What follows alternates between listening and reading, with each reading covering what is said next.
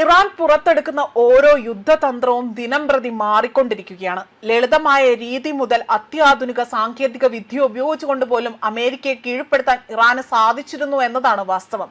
കാരണം ഇറാന്റെ ആ ശക്തമായ തിരിച്ചടിയിൽ യുഎസിന്റെ ജെറ്റുകൾ, അതായത് യുദ്ധവിമാനങ്ങൾ അടക്കം തകർത്ത് തരിപ്പണമാക്കാൻ ഇറാന് സാധിച്ചിരുന്നു. മാത്രമല്ല, ഇപ്പോൾ ഇറാൻ പുറത്തുവിട്ട ഒരു ആനിമേഷൻ ചിത്രമാണ് ലോക ശ്രദ്ധ നേടുന്നത്. ഇത് വലിയ ചർച്ചകൾക്ക് വഴിവെക്കുകയാണ്. മാത്രമല്ല, ഈ ഒരു ആനിമേഷൻ ചിത്രം എല്ലാവരിലും എന്തിനധികം യുഎസിലടക്കം വലിയ ആശങ്കകൾക്ക് വഴിവെക്കുന്നുണ്ട്. ഇത് അമേരിക്കൻ സൈനികർക്ക് ഇടയിൽ പോലും ചർച്ചയ്ക്ക് വഴിവെക്കുന്നതായി തന്നെ വിലയിരുത്തപ്പെടുകയാണ്. ഇവ വെറും ആനിമേറ്റഡ് വീഡിയോ അല്ല, മറിച്ച് ഇതിനു പിന്നിൽ വലിയൊരു രാഷ്ട്രീയ യുദ്ധതന്ത്രം ഒളിഞ്ഞിരിക്കുന്നുണ്ട് എന്നതാണ് വിലയിരുത്തപ്പെടുന്നത്. ഇതിലൂടെ അമേരിക്കയെ തകർക്കാനുള്ള മിസൈലുകൾ രൂപപ്പെടുത്തുന്നതാണ് വീഡിയോ ദൃശ്യത്തിൽ ഒളിഞ്ഞിരിക്കുന്നത്. മാത്രമല്ല, രാഷ്ട്രീയ നിരീക്ഷകരടക്കം ചില കാര്യങ്ങൾ വിലയിരുത്തുന്നുണ്ട്. ഇറാൻ പുറത്തുവിട്ട ഒരു കൂട്ടം ലളിതമായ ലോഗോ ആനിമേഷൻ വീഡിയോകൾ അമേരിക്കയുടെയും ഇസ്രായേലിന്റെയും നയതന്ത്ര പ്രതിരോധങ്ങളെ പിടിച്ചുലയ്ക്കുന്നതാണ് എന്നതാണ് വാസ്തവം. കളിപ്പാട്ടങ്ങളായ ലോഗോ കട്ടകൾ ഉപയോഗിച്ചുകൊണ്ട് രൂപപ്പെടുത്തിയ ഈ വീഡിയോകൾ തമാശയ്ക്കപ്പുറം ഗൗരവമേറിയ ചില സന്ദേശങ്ങളാണ് ലോകത്തിന് നൽകുന്നത് എന്നതാണ് വാസ്തവകരം. മാത്രമല്ല, എക്സ്പ്ലോസീവ് മീഡിയ എന്ന ഇറാനിയൻ കൂട്ടായ്മ പുറത്തുവിട്ട വീഡിയോകൾ വെറും ആനിമേഷനുകളല്ല. അവ ഓരോന്നും അമേരിക്കൻ വിദേശ നയത്തിന്റെ പരാജയങ്ങളെയും ആ ഇരയാക്കപ്പെട്ടവരുടെ വേദനകളും ഇവിടെ ചേർത്തിരിക്കുകയാണ്.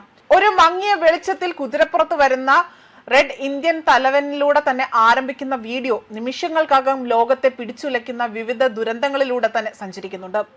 അതേപോലെ തന്നെ അബു ഗുവൈർ ജയിലിലെ പീഡനങ്ങൾ, അടിമത്തത്തിന്റെ കറുത്ത ചരിത്രം, ഹിരോഷിമ നാഗസാക്കി ആണവ ദുരന്തം, 1988 അമേരിക്ക വീഴ്ത്തിയ ഇറാൻ എയർ വിമാനം, പാലസ്തീൻ ജനതയ്ക്കായി തന്നെ പോരാടി മരിച്ച റേച്ചൽ കോറി എന്നിങ്ങനെ നീളുന്നു. ആ ഒരു പട്ടികയിലാണ് വീഡിയോ തയ്യാറാക്കിയിരിക്കുന്നത്.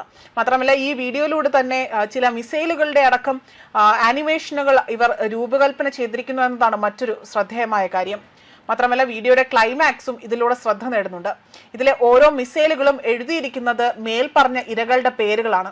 അതായത് ഓരോ മിസൈലുകളിലും ഈ പറഞ്ഞ പേരുകൾ ഇതിൽ കോറിയിട്ടിരിക്കുന്നു. അവസാനം ഡൊണാൾഡ് ട്രംപിന്റെയും ബെഞ്ചമിൻ നെതന്യാഹുവിന്റെയും പ്രതിമകൾ തകരുന്നതോടെ എല്ലാവർക്കും വേണ്ടി ഒരു പ്രതികാരം എന്ന മുദ്രാവാക്യം പോലും ഇവിടെ തെളിയിക്കുന്നുണ്ട്.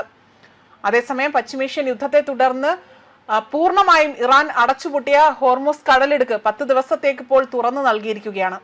അതോടൊപ്പം തന്നെ ലെബനനെയും കൂട്ടി ഏർപ്പെടുത്തിയ താൽക്കാലിക വെടിനിർത്തൽ അവസാനിക്കുന്നത് വരെ ഹോർമുസ് തുറന്നു കിടക്കുമെന്ന് തന്നെയാണ് ഇറാൻ വ്യക്തമാക്കിയിരിക്കുന്നത്. യുദ്ധം പൂർണ്ണമായും അവസാനിപ്പിക്കണമെന്നും താൽക്കാലിക വെടിനിർത്തൽ അംഗീകരിക്കില്ല എന്നും ഇറാൻ ഡെപ്യൂട്ടി വിദേശകാര്യമന്ത്രി സായിദ് ഗദീവ് ഇവിടെ നേരത്തെ തന്നെ വ്യക്തമാക്കിയിരുന്നു.